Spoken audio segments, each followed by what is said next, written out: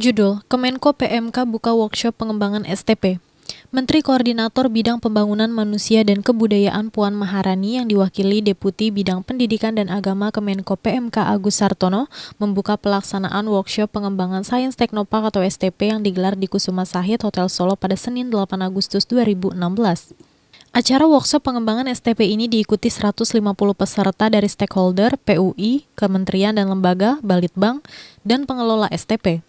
Dalam workshop STP nasional tersebut, Kemenristekdikti juga menghadirkan pembicara luar negeri dan dalam negeri. Melalui sambutan tertulis yang dibacakan Deputi Bidang Pendidikan dan Agama Kemenko PMK Agus Sartono, lebih jauh Puan Maharani mengatakan bahwa dalam program pembangunan STP, Kemenko PMK ditugaskan untuk pondasi kebijakan pembangunan STP.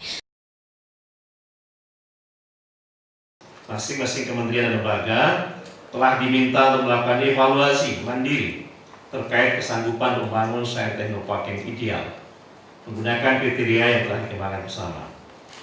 Satu indikator utama keberhasilan Sains Teknopark adalah luaran berupa pengusaha pemula berbasis teknologi. Berdasarkan hasil evaluasi mandiri oleh kementerian lembaga, telah ditetapkan target sebanyak 22 STP yang akan diselesaikan sampai tahun 2019. Sementara sebanyak 38 Sains Teknopark, bagian dari 60 STP yang telah di-launching, terus dilanjutkan bangunannya menjadi pusat unggulan IPTEK atau pusat inkubasi teknologi. Lembaga penelitian yang dipersiapkan menjadi pusat unggulan IPTEK dan sejenisnya dalam bidangnya dapat mendukung terwujudnya industri yang berdaya ini, meningkatkan produksi dan batas produk dalam rangka kemandirian ekonomi dan ekspor. Hadirin yang saya hormati, untuk mensukseskan bangunan STP ini perlu kerja keras dan kerjasama kita semua. Saya mengingatkan kembali bahwa pembangunan Sains Teknopark merupakan salah satu prioritas pembangunan nasional yang dicanangkan oleh Pak Presiden. Ristekdikti bersama kementerian lembaga terkait telah selesai menyusun grand design pengembangan STP serta norma, standar, dan prosedur serta kriteria pembangunan STP yang ideal. Samping itu juga telah diselesaikan RPPS tentang pembangunan STP. Dan RPPS tersebut sedang proses untuk diajukan kepada Presiden. Saya berharap Kemenristekdikti dapat meningkatkan sinergi dan koordinasi dengan KL terkait sehingga pembangunan STP sampai dengan tahun 2019 dapat diwujudkan. Hadirin yang berbahagia, tak dapat dipungkiri, sejalan dengan pelaksanaan program ini telah bermunculan permasalahan dan hambatan terkait pembangunan dan pengembangan STP seperti komitmen Pemda yang kurang maksimal, isu pendanaan yang berkurang karena ada pemotongan anggaran, belum ada STP ideal sebagai bahan rujukan, pemahaman stakeholder yang ingin memberikan STP. Oleh karena itu, saya sangat mengharapkan agar pertemuan seluruh pemangku program STP ini menjadi forum berbagi informasi dan pengalaman sehingga memperkuat sinergi dan komunikasi dalam program pembangunan dan pengembangan STP. Selain itu dapat bersama-sama mengatasi persoalan dan hambatan dalam pembangunan pengembangan STP sebagai rekomendasi pemerintah. Dirjen Kelembagaan Kemenristekdikti Patdono Suwiknyo menjelaskan bahwa program pembangunan dan pengembangan 100 Sains Teknopark atau STP di Indonesia merupakan bagian dari nawacita Presiden RI.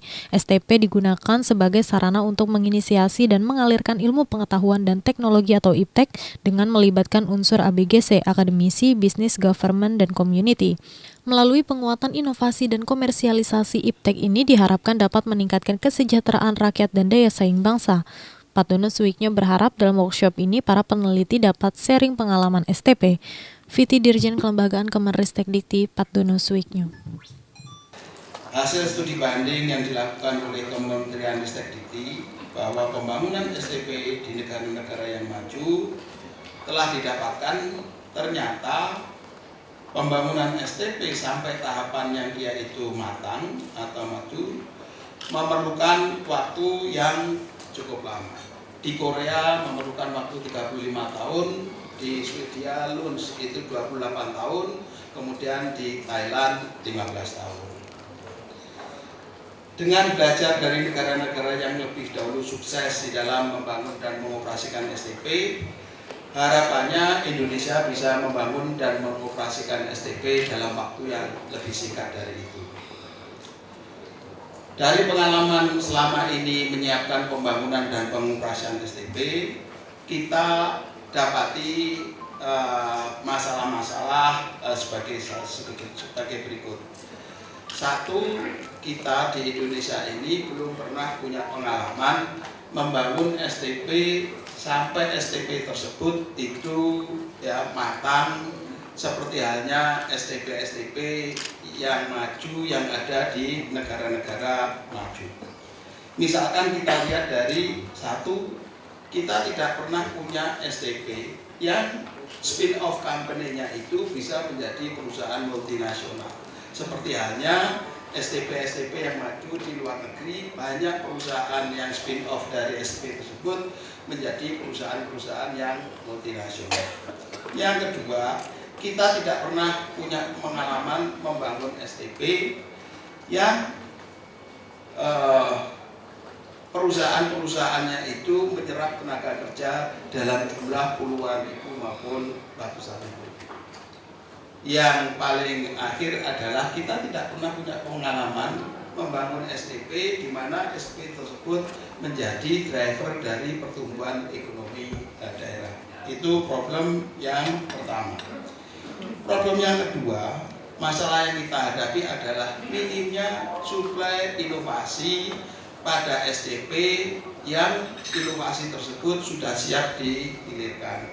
Padahal kita tahu bahwa masukan yang paling penting dari STP adalah ya, inovasi-inovasi yang siap dihilirkan.